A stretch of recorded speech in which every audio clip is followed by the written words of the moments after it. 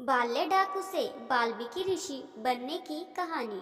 मित्रों, आप सभी वाल्मीकि ऋषि को तो जानते ही होंगे। वह एक महान ऋषि थे तथा उन्होंने महाकाव्य रामायण की रचना की थी, अर्थात रामायण लिखी थी। वाल्मीकि ऋषि का नाम रत्नाकर था। रत्नाकर ऋषि बनने से पहले वह एक बहुत ही क्रूर डाकू थे। वह घने जंगल में छुपकर बैठा करते थे। जंगल से आने जाने वाले राहगीरों को रोककर उनकी धन संपत्ति लूट लिया करते थे तथा उन्हें मार डालते थे और उस संपत्ति से अपनी पत्नी बच्चों का भरण पोषण किया करते थे। प्रतिदिन शाम को उसकी पत्नी और बच्चे उनकी राह देखा करते थे कि उन्हें पहनने को आभूषण और खाने के लिए मिठाइयाँ और अच्छे अच्छे व्यंजन मिलेंगे। उनके आने पर घर के सभी सदस्य उनका प्रेम से स्वागत किया करते थे। जब लोगों के ध्यान में आया कि यह रास्ता ठीक नहीं है, यहाँ डाकू रहते हैं, तो फिर धीरे धीरे लोगों ने उस मार्ग से जाने से कतराने लगे। वे डरते थे कि कहीं डाकू उन्हें मार न डाले। रत्नाकर को लोग बाल्या डाकू के नाम से जानते थे। एक दिन नारद मुनि हाथ में वीणा लिए नारायण नारायण का जाप करते हुए जंगल से निकल रहे थे। वाले डाकू वहीं जंगल में छिपकर बैठे हुए थे तथा यात्रियों की प्रतीक्षा कर रहे थे, जिससे वह उस यात्रियों को लूटकर तथा आज अपने परिवार का भरण पोषण कर सके। नारद मुनि के शब्द बाल्या के कानों पर पहुँचे। वह उन्हें लूटने के उद्देश्य से उनके पास गया। उसके हाथ में उन्हें मारने के लिए तलवार थी। उसने नारद मुनि को लूटने के लिए रोका और कहा कि तुम्हारे पास जो भी है वह मुझे दे दो और तभी तुम आगे जा सकोगे। नारद मुनि ने उसे देखा और शांति से हंसते हुए कहा कि यह देखो, मेरे हाथ में वीणा और मुख में हरि नाम के अलावा मेरे पास और कुछ भी नहीं है। इस पर बाल्य डाकू अपने हाथ की तलवार उठाई और कहा कि जो भी है वह सब दे दे, नहीं तो तुम्हारी गर्दन उड़ा दूंगा। इस पर थोड़ा भी गुस्सा न कर नारद मुनि ने कहा कि अरे, मेरी गर्दन खुशी से उड़ा लो, परंतु उसके पूर्व मेरे एक प्रश्न का उत्तर दे दो। नारद मुनि का शांत अंदाज मुख देखकर बाले डाकू भी थोड़ा विचलित हो गया और बोला, ठीक है, पूछो। इस पर नारद मुनि ने उससे कहा कि यह जो तुम लूटपाट करते हो, इससे कारण तुम्हें बहुत पाप लगेगा। उस पाप के कारण तुम्हें बहुत दुख भोगना पड़ेगा, तो तुम यह सब क्यों करते हो?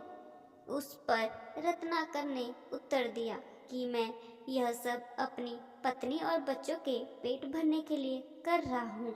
इस पर नारद मुनि ने कहा, जिसके लिए तुम यह पाप कर रहे हो वह तुम्हारी पत्नी और बच्चे क्या तुम्हारे इस पाप का आधा फल भोगने हेतु तैयार है? इस पर रत्नाकर बोले, हाँ, उनके लिए ही तो मैं यह सब करता हूँ। तब वह तो इस पाप का आधा फल तो भोगेंगे ही ना। नारद मुनि ने कहा, तुम पहले घर जाओ और उनसे पूछो कि वह तुम्हारे पाप का आधा फल भोगने के लिए तैयार है कि नहीं। यह सुनकर रत्नाकर ने थोड़ा विचार किया और कहा कि जब तक मैं घर से इस प्रश्न का उत्तर नहीं लेकर आया, तब तक तुम यहीं पर ही रहना और कहीं भागने की कोशिश न करना। यह अपने घर की ओर चल दिया। घर जाकर उसने अपने पत्नी बच्चों से पूछा कि मैं प्रतिदिन तुम्हारे लिए लोगों को लूटता हूँ, मारता हूँ। इसके कारण मुझे जो पाप लगने वाला है, क्या उस पाप का आधा फल तुम भोगने के लिए तैयार हो? यह सुनकर प्रतिदिन रत्नाकर का प्रेम से स्वागत करने वाले पत्नी और बच्चे उस पर गुस्सा होकर बोले, हमारा भरण पोषण करना तुम्हारा कर्तव्य है। हमने तो तुम्हें पाप करने से नहीं कहा था। तुम ही अपने मन से यह कर रहे थे, तो इस पाप को तुमको ही भोगना पड़ेगा। हम इस पाप का आधा फल क्यों भोगे? यह सुनकर रत्नाकर निराश हो गया। जिसके लिए मैंने इतने पाप किए हैं, वे ही मेरे पाप से सहभागी होने के लिए तैयार नहीं है। वह दौड़ता हुआ जंगल की ओर आया और नारद मुनि के पैर पकड़कर रोने लगा। वह बोला, मुनिवर, मुझे क्षमा करें। मेरे घर वालों ने मेरे पाप का सहभागी होने से मना कर दिया है। मुझसे तो बड़ी भूल हो गई। मेरी गलतियों के लिए मुझे क्षमा कर दीजिए।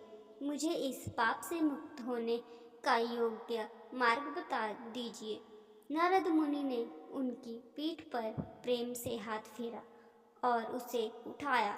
उन्होंने कहा कि तुम श्री राम के नाम का जाप किया करो, राम राम बोला करो। इस नाम से तुम्हारे सारे पाप धुल जाएंगे और तुम्हारे सारे दुख नष्ट हो जाएंगे। नारद मुनि का कथन सुनकर बाल्या डाकू ने उनसे आशीर्वाद लिया और वह राम नाम जाप करने लगा। बाल्य डाकू ने इतने पाप किए थे कि वह प्रभु श्री राम का नाम भी ठीक से नहीं ले पा रहा था। राम राम कहने की बजाय उसके मुख से मरा मरा शब्द ही निकलता रहता था। वह रात दिन प्रभु श्री राम के नाम के जाप की बजाय मरा मरा ही जाप करने लगा। इस प्रकार मरा मरा बोलते बोलते उसके मुख से राम राम का नाम निकलने लगा। ऐसे राम नाम जपते जपते उसे 22 वर्ष बीत गए, परंतु बाल्य डाकू अपने स्थान से थोड़ा भी नहीं हिला। वह अपनी शुद्ध बुद्ध भूल गया। वह राम नाम के जप में इतना मगन हो गया कि उसके शरीर पर चिंटिया ने घर बना लिया था और उसे पता भी नहीं चला। बीतने के बाद एक दिन क्या हुआ कि जब नारद मुनि उस जंगल से निकल रहे थे, तब उन्हें चींटियों की बिल दिखाई दिया और राम राम की आवाज़ सुनाई दी। उन्हें बहुत आश्चर्य हुआ। वह तुरंत वहीं रुक गए और सोचने लगे कि यह आवाज़ इस चींटियों के घर से कैसे आ रही है। उन्होंने उन चींटियों के घर की मिट्टी हटाई। तब उन्हें राम नाम में मगन रत्नाकर दिखाई दिए। रत्नाकर को देख उन्हें बहुत आनंद हुआ। उन्होंने धीमे से रत्नाकर को पुकारा। रत्नाकर ने धीरे धीरे अपनी आंखें खोली तो उसने अपने सामने नारद मुनि को देखा और उसे बहुत आनंद हुआ। उसने उनके पैर पकड़े और उनकी आंखों से अश्रु की धारा बहने लगी, जिससे उनके चरण का अभिषेक हो गया। नारद मुनि ने उनको उठाया और शांत करते हुए कहा कि उठो, अब से तुम डाकू रत्नाकर नहीं, अब से सारे लोग तुम्हें वाल्मीकि ऋषि के नाम से जानेंगे।